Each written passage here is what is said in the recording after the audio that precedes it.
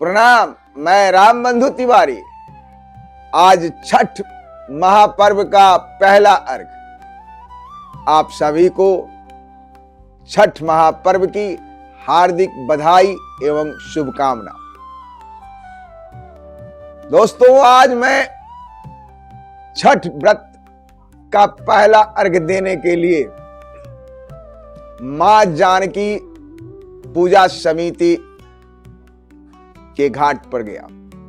जन सहयोग से भव्य घाट का निर्माण कर मां जानकी पूजा समिति ने एक अद्वितीय उदाहरण प्रस्तुत किया है। यह घाट केवल फूल पत्तियों का ढांचा नहीं, बल्कि आस्था, समर्पण और सामाजिक एकता का जीवंत प्रतीक है। समिति के प्रत्येक सदस्य ने तन, मन और धन से योगदान देकर यह सुनिश्चित किया कि छठ महापर्व पर श्रद्धालु माताएं और बहनें सुरक्षित, स्वच्छ और सौहार्दपूर्ण वातावरण में अर्घ अर्पित कर सके। मां जानकी पूजा समिति का यह प्रयास दर्शाता है कि जब समाज एक साथ आता है तो धर्म और सेवा दोनों का संगम संभव हो जाता है। छठ घाट केवल पूजन स्थल नहीं, यह हमारी संस्कृति, एकजुटता और श्रद्धा की पहचान भी है। हम इस वक्त मौजूद हैं मां जानकी पूजा समिति द्वारा निर्मित छठ घाट पर, जहां श्रद्धा के साथ साथ एकता और सेवा का भाव भी नजर आ रहा है। अब मेरे साथ कुछ पदाधिकारी लोग हैं। अब उनमें पदाधिकारियों से मिलते हैं और इस आयोजन के विषय में कुछ चर्चा करते हैं। मेरे साथ मां जानकी पूजा समिति के अध्यक्ष श्री संतोष चौधरी जी, उपाध्यक्ष मिश्रा जी, ये उपाध्यक्ष महोदय हमारे विजय जी, संजय मिश्रा जी, बिजली भाई और अन्य रामाशंकर जी और अन्य पदाधिकारी सब लोग उपस्थित हैं। ये भव्य आयोजन जो हुआ है, इन लोगों के अथक प्रयासों से ही संभव बन पाया। तो आज मैं जानूंगा अध्यक्ष महोदय से कि आप लोग जो इस पूजा का व्यवस्था करते हैं, उस पर आप थोड़ा प्रकाश डालें। धन्यवाद तिवारी जी। व्यवस्था की जहां तक बात है तो व्यवस्था हम नहीं करते हैं, एक संस्था का अध्यक्ष और संस्था का पदाधिकारी नहीं करता है। यहाँ जितने भी भक्तजन और श्रद्धालु आए हुए हैं, उनका उमंग, उनका उत्साह और उनका जोश जो है वो हमें प्रेरित करता है इस क्या कहते हैं पूजा को ऑर्गेनाइज करने के लिए। और उस जोश में हम आपसे, उनसे सबसे संपर्क करके आर्थिक, मानसिक, शारीरिक सब सहयोग प्राप्त करते हैं और फिर ये पूजा का आयोजन होता है। किसी भी संस्था में अध्यक्ष, उपाध्यक्ष या जो कुछ भी पदाधिकारी है वो एक निमित्त मात्र है। हम सारे लोग अध्यक्ष हैं, सारे उपाध्यक्ष हैं, सारे सब हैं। ये आपका बचपन है, आपके नेतृत्व में बढ़िया होता है। और इसी भावना को लेकर के हम इस आयोजन को करने की चेष्टा करते हैं और उस चेष्टा में जितना भी सफल हो पाते हैं वो आपके सामने में है। रही बात विभिन्न जगह, इस बार तो गवर्नमेंट ने एक अच्छा चीज किया कि सिंगल विंडो का प्रावधान किया और बहुत सहूलियत हुई है कि एक जगह से हमें हर चीज का एनओसी एक कंसोलिडेटेड रूप में हमें एक जगह से मिल गया, जो हमारे लिए थोड़ा सुकून का था। यानी मैं एक थोड़ा सा पॉलिटिकल बात आपसे पूछूंगा। जरूर। कि सरकार बदलने से पहले जो आप पूजा करते थे और सरकार बदलने के बाद जो आप पूजा कर रहे हैं, उसमें कुछ आप फर्क देख पा रहे हैं? जी, फर्क है। अब फर्क है ऐसा कि आपको मैंने क्या कहा कि एक कंसोलिडेटेड सिंगल विंडो का प्रोविजन हुआ। सिंगल विंडो से ये हुआ कि हमें अलग न पुलिस के पास जाना पड़ा, न एमसीडी के पास जाना पड़ा, न उसके पास जितने भी एजेंसीज हैं उनके पास अलग अलग से नहीं जाना पड़ा। वो एक जगह कंसोलिडेटेड, वो सारे लोग बैठे थे, सबको कागज दिखाया गया और एक ही जगह से एनओसी हुआ, जो हर जगह उसी की मान्यता है। वो एनओसी अगर हमारे पास है तो हमें कोई कुछ नहीं पूछेगा। तो पहला तो ये हो गया। दूसरा, पॉलिटिकल बात मैं किसी पार्टी और किसी को फेवर करके नहीं, जो वास्तविकता है वो बताना चाहता हूं। अब हमारे विधायक हैं, उनको जब से पता चला कि यहाँ पे छठ पूजा होती है तो उनके रिप्रेजेंटेटिव यहाँ 24 आवर्स हम कह सकते हैं कि वहाँ अवेलेबल है और वो सब सहयोग देते रहते हैं। जहां भी उनका एक ही कहना था, आपको किसी भी चीज की दिक्कत हो आप हमें बताइए, और वो उसको कर रहे हैं। अभी देखिए, अभी तो नई सरकार आई है, कुछ और डेवलपमेंट, कुछ और परिवर्तन, मतलब परिवर्तन का कहने का मतलब ये है कि उसको समझने में और उसको इम्प्लीमेंट करने में थोड़ा सा टाइम तो लगेगा। अभी जैसे भोजपुरी और मैथिली एकेडमी है, तो वहां से कोऑर्डिनेशन ठीक से नहीं बैठा रहा है, तो उनका कोऑर्डिनेशन होना जरूरी है। जबकि ये छठ घाट के लिए जो भोजपुरी मैथिली एकेडमी है, उसका भी योगदान सांस्कृतिक कार्यक्रम में रहता है, लेकिन वहाँ कोऑर्डिनेशन का कुछ अभाव हो रहा है, लेकिन वो नहीं हो पाया। अभी बात चल रही है, अभी तक कुछ आश्वासन नहीं मिला है। एक और चीज मैं आपसे थोड़ा सा ट्विस्ट के साथ पूछूंगा, उम्मीद है कि आप मुझे बेहतर जवाब दे पाएंगे। जरूर। बिजली जी आइए, मैं थोड़ा सा ट्विस्ट के साथ आपसे पूछूंगा। कहा जा रहा है कि ये सब कुछ फैब्रिकेटेड है, यानी सरकार जो बदली है, यह सरकार यानी कुछ फैब्रिकेशन के साथ दिखा रही है, जबकि सच्चाई में कुछ अन्य है। तिवारी जी, मैं आपकी बातों को अब कौन क्या कह रहे हैं ये मुझे नहीं, हमें उसमें नहीं जाना है, लेकिन वास्तविकता जो हमारे आंखों के सामने है, हमारी आंखों के सामने जो है, हम उसको फैब्रिकेटेड कैसे कहेंगे? यानी आप ये देख रहे हैं कि जो कुछ भी हो रहा है सच्चाई के साथ हो रहा है। बिहाइंड द कर्टेन क्या है वो हमें क्या लेना देना है भाई? हम तो देख रहे हैं ग्राउंड पे हमारे जो प्रतिनिधि हैं, गवर्नमेंट है, वो खुले दिल से काम कर रही है, तो हम तो वो देख रहे हैं ना। पीछे में हमें क्या मालूम आपके दिल में क्या है, हमें उससे नहीं लेना देना। हम तो देख रहे हैं कि तिवारी जी यहाँ पे आकर के खुले मन से यहाँ पे सारा काम कर रहे हैं, तो हम तो वो देखेंगे ना, हम उसी को मानेंगे। चलिए एक चीज और, अब आप अपने बिहार वासियों के लिए कुछ संदेश दीजिए, चुनाव चल रहा है। देखिए, बिहार वासियों से साग्रह, फोल्डेड हैंड निवेदन है।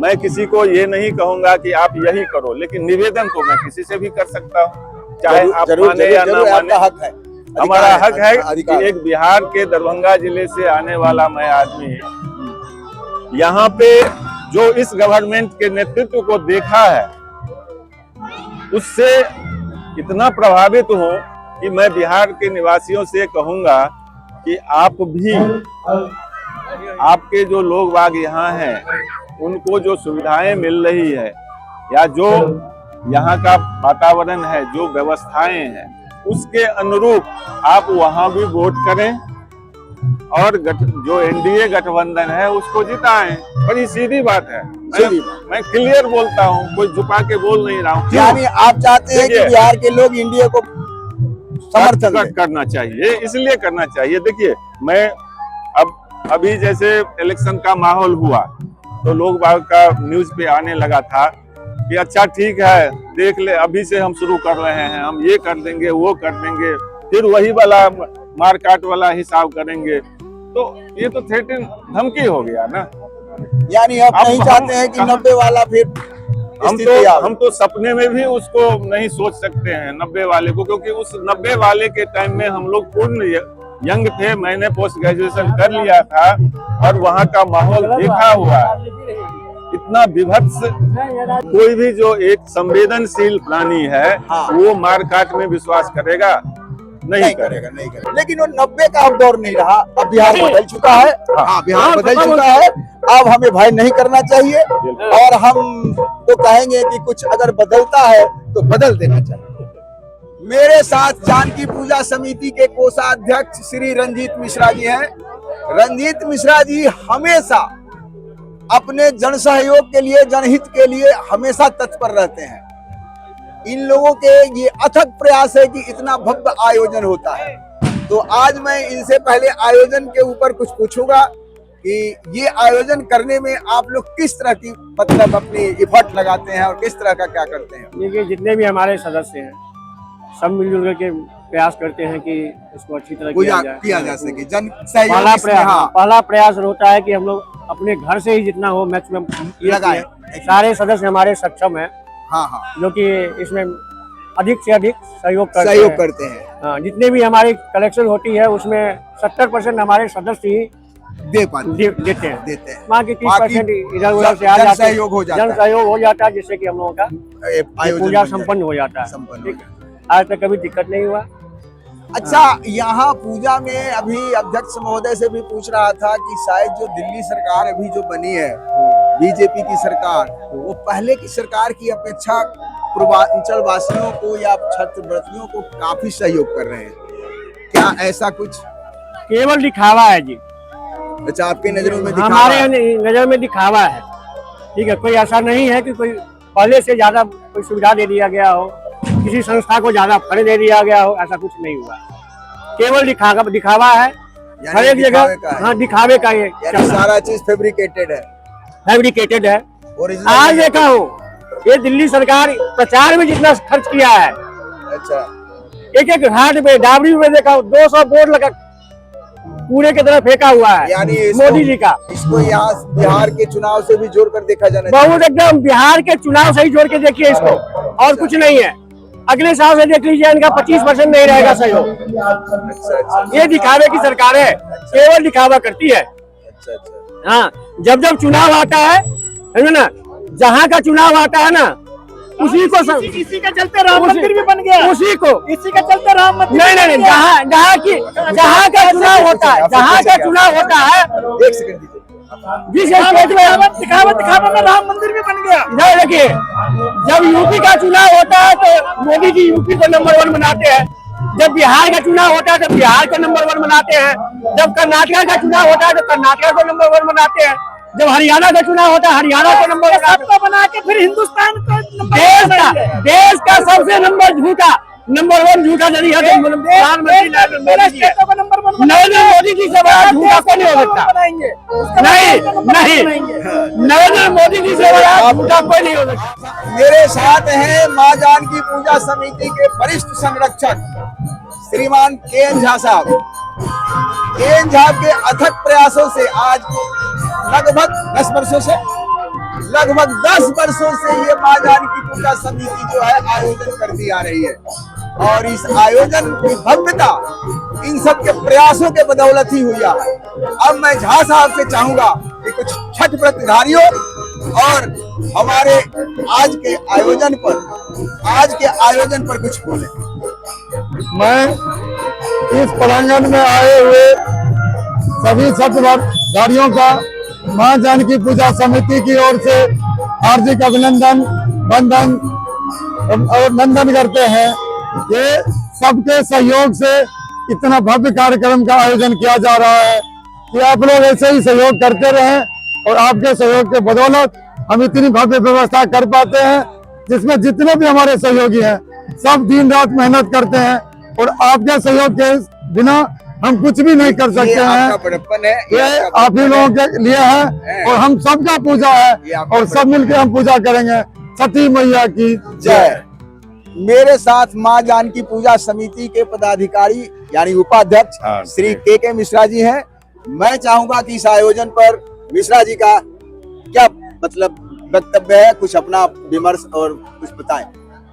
ये छठ पर्व जो है ये हमारा एक महापर्व का रूप ले लिया है, और अपने भारत वर्ष में ही नहीं पूरे विश्व में लगभग इसको मनाया जा रहा है। और इस पर हम यही कहना चाहते हैं, जो हम लोग पिछले 15 दिन से इस पर कार्य करते हैं, और कार्य करके एक समय थी जो यहाँ पर छठ पर्व को कोई नहीं जानता था, लेकिन आज पूरे विश्व में हर जगह पे जहाँ पर देखें ये पर्व मनाया जा रहा है। ये आस्था की पर्व है, और पहला ये पर्व है जो डूबते हुए सूरज को भी अर्घ दिया जाता है, और उगते सूरज को तो सब अर्घ देता है, लेकिन डूबते सूरज को अर्घ सिर्फ छठ महापर्व में ही दिया जाता जी, है। ये बात तो ये इसकी सबसे बड़ी विशेषता है, जो हम डूबते सूरज को भी अर्घ देते हैं और उगते सूरज को भी अर्घ देते हैं। तो इसलिए छठ पर्व जो है हमारी आस्था की पर्व है। और यहाँ एक चीज की मानना है, जो आप अपने लिए छठ मैया से जो कुछ भी विनती करते हैं और मानते हैं, जो मैया हमें हमारी ये चीज पूरा हो, तो वो हमारी पूरा होती है जी। श्रद्धा और भक्ति का पर्व है, सबसे श्रद्धा का पर्व है। धन्यवाद, आपका बहुत बहुत धन्यवाद। मां जानकी पूजा के युवा और कर्मठ पदाधिकारी संजीव कुमार पाठक जी हैं। अब मैं चाहूंगा कि इन्होंने जो आयोजन किया, इसमें इस आयोजन के सफलता के लिए इनका क्या प्रयास रहा, किस तरह का कुछ प्रकाश डालेंगे आप? सबसे पहले तो अहाँ के बहुत बहुत आभार। मैथिली में बात करै छी। हाँ, बात करिए मैथिली में। सबसे पहले तो अहाँ के बहुत बहुत आभार जे अपने एहि भव्य आयोजन में अपने हमरा सबके बीच एलिया।